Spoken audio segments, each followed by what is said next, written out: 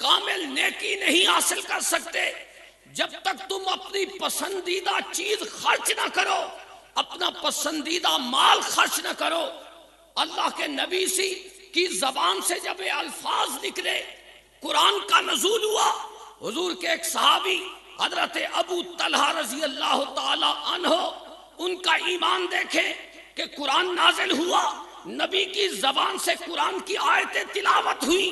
صحابی رسول جب قرآن کہہ رہا ہے کہ اپنا سب سے عزیز مال اللہ کے نام پہ پیش کرو، تو حضرت ابو طلحہ رضی اللہ تعالی عنہ حضور کے صحابی بارگاہ نبوت میں حاضر ہوتے ہیں، عرض کرتے ہیں یا رسول اللہ صلی اللہ علیہ وسلم، اللہ کہہ رہا ہے کہ سب سے عزیز مال میرے نام پہ پیش کرو، تو میرا باغ جو مسجد نبوی کے سامنے ہے، میرا عزیز ترین مال یہ ہے، میں یہ اللہ کے نام پہ صدقہ کرتا ہوں، اللہ کے نام پہ صدقہ کرتا ہوں۔ تو برادران اسلام، اللہ کے نبی کی زبان سے جب یہ قرآن کی آیتیں سنی، صحابہ نے اسی وقت اس پہ عمل کیا، اور بڑی مثالیں صحابہ کرام رضوان اللہ اجمعین کی کہ آقا دو عالم صلی اللہ علیہ وآلہ وسلم جب بھی صحابہ کو کہتے تھے کہ اللہ کے نام پہ خرچ کرو، دین کو تمہارے مال کی ضرورت ہے، صحابہ ہماری طرح اپنی مصلحتوں کو نہیں دیکھتے تھے، صحابہ اپنی ضروریات کو نہیں دیکھتے تھے۔ جب نبی کی زبان سے ارشاد ہوتا تھا، جس کی جتنی استطاعت ہوتی تھی، بلکہ استطاعت سے بڑھ کر اللہ کے نام پہ وہ اپنا مال قربان کر دیتا تھا۔ یہ صحابہ کا ایمان تھا۔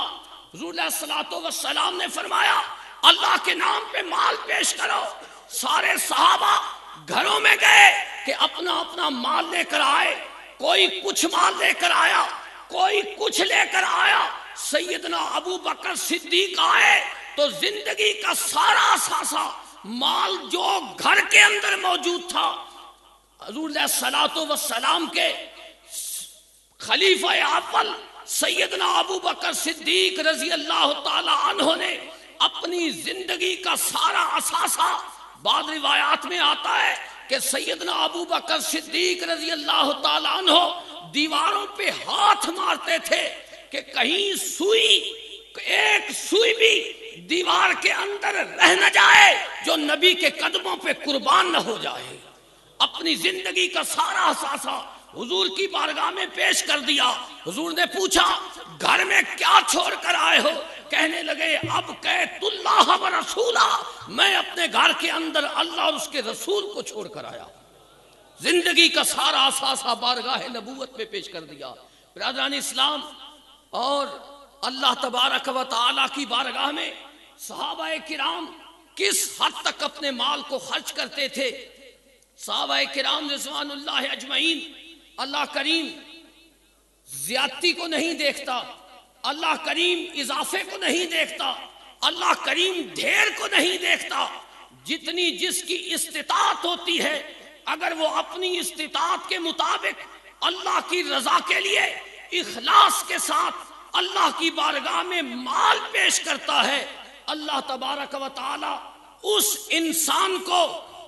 انسان کے اخلاص کو دیکھ کر اس کی خیرات قبول فرماتا ہے۔ صرف قبول نہیں فرماتا، جب وہ قیامت کے دن اللہ کی بارگاہ میں پیش ہوگا، جس نے ایک دانہ خرچ کیا ہوگا، اللہ کریم پہاڑوں کی مثل اسے اس کا اجر عطا فرمائے گا۔